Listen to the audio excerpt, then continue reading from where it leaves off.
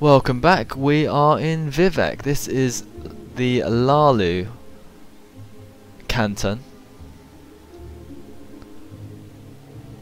and you get a Redarin canton, you get a Lalu canton, you get a Telvarni canton, and you can enter the wasteworks here, or you could enter the let's go into the plaza and see what it's about. But basically these cantons were like mini cities. Of course this was all to save processing time. The Xbox at the time could not handle massive open world spaces, and nor could many of the PCs, I think. So this was targeted at low end PCs. If you think about it, they actually crammed Morrowind onto a single CD, not a DVD but a CD, so about 600 megabytes of information for the entire thing, so that was pretty impressive. But over here you had a weaponsmith, so let's have a wander into one of their shops and see what they sell. You didn't get forges, of course, and you didn't get things to improve your weapons, because that didn't happen. You got repair hammers. Look at all these swords that he's got. Short swords you got. I remember that. Kind of pointless to have short swords and long swords, because they were kind of useless. And look at that, steel halberd. Man, I want one of these. And this is an ordinator. He doesn't have anything on him. And a katana. Look at all these different weapons. Of course that's purple, there's no texture for that. But you get a lot of different weapons, and you get these repair hammers. These are just hammers, but repair hammers, you had to repair all your weapons back then. You still had that kind of mechanism in Oblivion, but they got rid of it to simplify things. That's not a criticism. And this is one of the many pubs and corner clubs that you had where you could rest, and then you got a lot of people, and you got a lot of missions in these places. There's no barkeep here. Maybe he's one of the people sitting down. These tapestries obviously need work, they're a bit repetitive.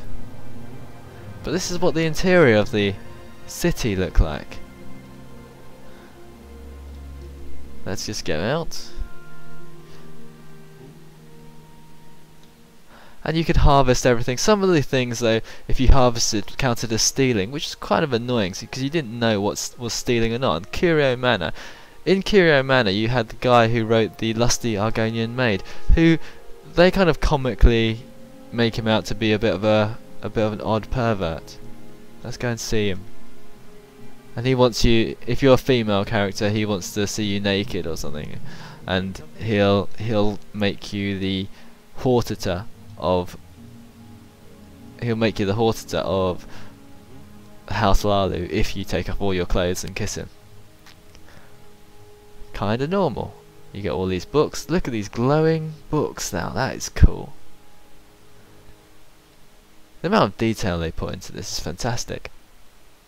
Anyway, this is pretty much what the whole place looks like. You got Elven Nations Corner Club.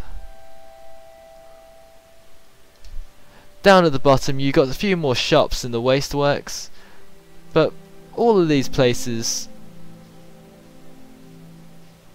are pretty much similar. You had a Redarin area where you'd be welcome if you remember House Redarin. You had a foreign quarter as well, and there you found all the cats and all the lizards, Argonians.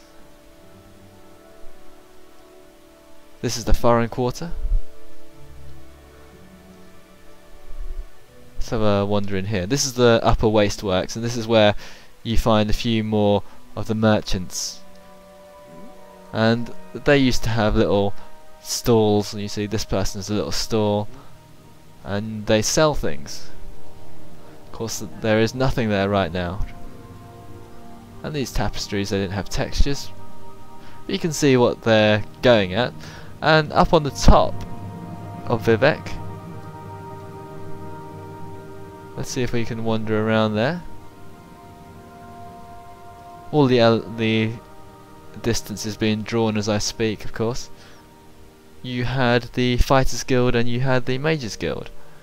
and you had a couple of blacksmiths as well. So you had a guild of fighters, which was kind of a cool place, because I think you had to end up, if you end up completing the place, you had to end up killing a lot of them. And you got steel staves, and you just don't get all these selection of weapons anymore. And you go down here, and this is where they all live. And you got this guy, who was kind of evil. He wanted to make you do some very dodgy quests. And this guy, who was the initial leader, who in the end, of course, if you wanted to become leader of the Fighters Guild, you had to kill your way to the top. That was pretty much how you do most things in Morrowind, actually. You just had to kill your way to the top. Not much has changed.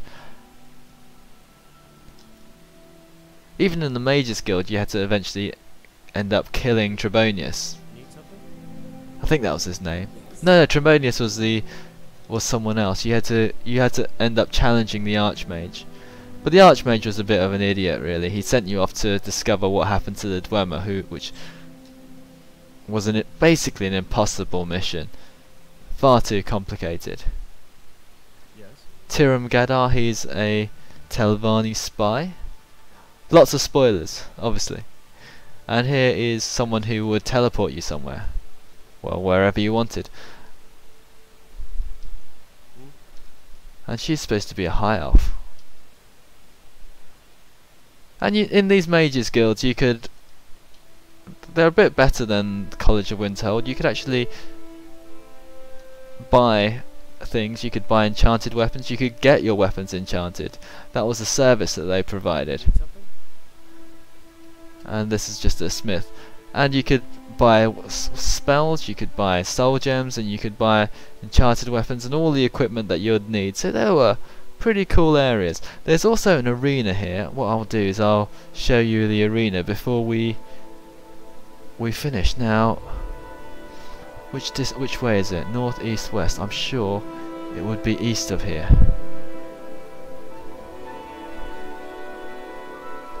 The arena, of course, was much more populated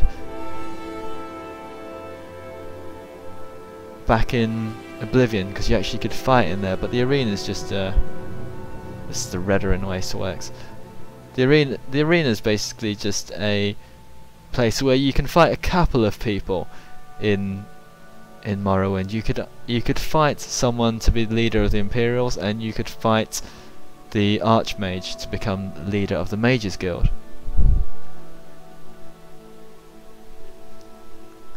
But you got all these cool bridges, and it was so epic. There were a couple of good mods that made the area entirely open. So instead of having entering these cantons, this was actually an open area into the sky. But this is the arena. You can't really do very much in here. You can't really bet on any fighting. But you'd go down here in the arena, and there was a chance to fight a couple of people. Of course, if you had levitation, what you'd do is you'd just levitate your way to the top, and then you just pound them with weapons. You kind of, lots of the spells were way overpowered in Morrowind, and they didn't, as in all open world do what you want games, real intelligence completely trumps artificial intelligence, because they can't cover for all eventualities. Anyhow, this is the little tour of Vivec. I hope you've enjoyed it. We haven't explored the sewer areas. Should we do that? Let's explore one of the sewer areas. Oh, this is St. Dalen's Canal.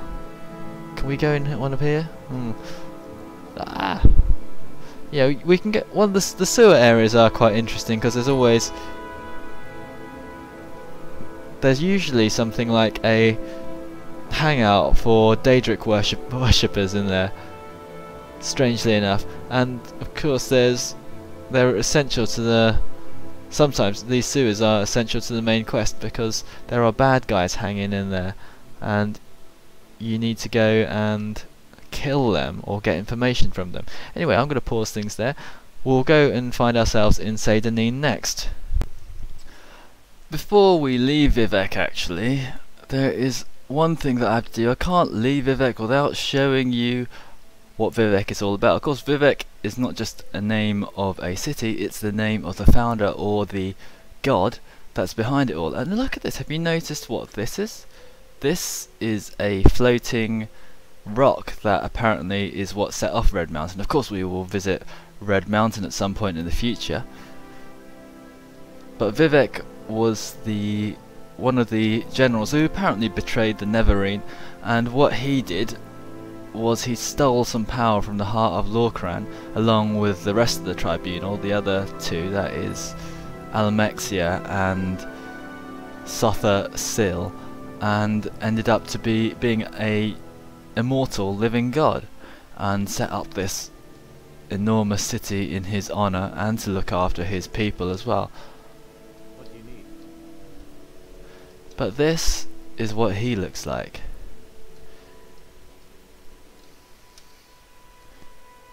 Pretty cool looking, right?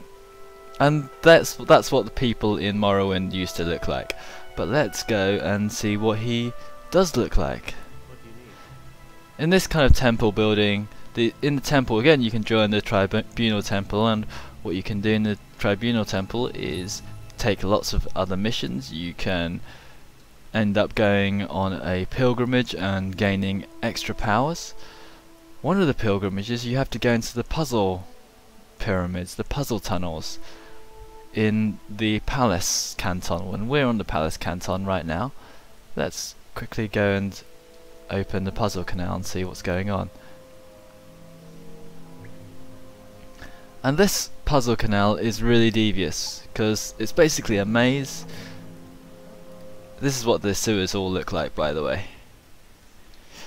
It's basically a maze, and there is one point where you had to deliberately drown yourself.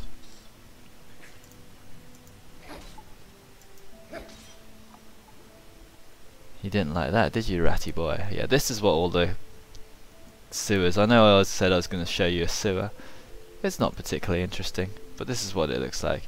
But this place is, to finish the puzzle, you need to go through all these puzzle canals, and they're quite tricky. At the end, a Dremora gives you a special gift, and I think he gives you a silver sword. Hey, how do we get out?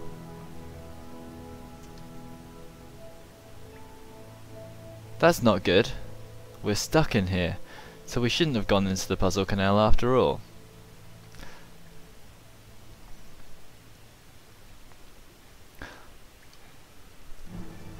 Well, at least I showed you what it looked like. I'm going to try and figure my way out of here, and I'll see you wandering and attempting to wander and find